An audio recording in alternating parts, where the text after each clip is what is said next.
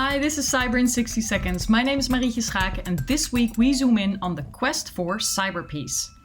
Question 1. Cyber issues took center stage at the G7 summit. Is there a consensus among world leaders on how to handle cyber weapons?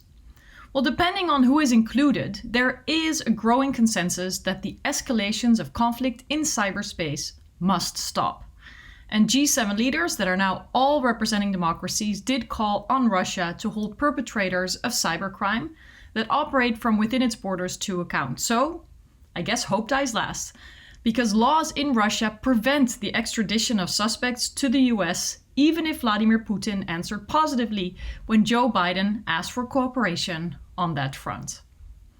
And when it comes to limiting the spread of tools that are used for hacking, surveillance, and infiltration, the EU has just moved ahead and adopted new dual-use regulations which reflect the concerns for human rights violations when journalists are targeted the way that Jamal Khashoggi was.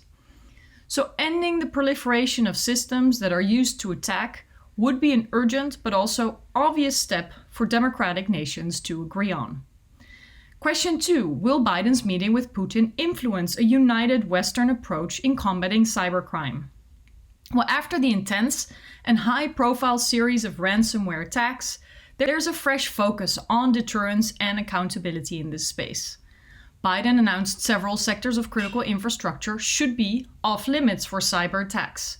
But the need is really for sufficient consequences to force those in Russia, but also elsewhere, to stop their lucrative, cynical practices.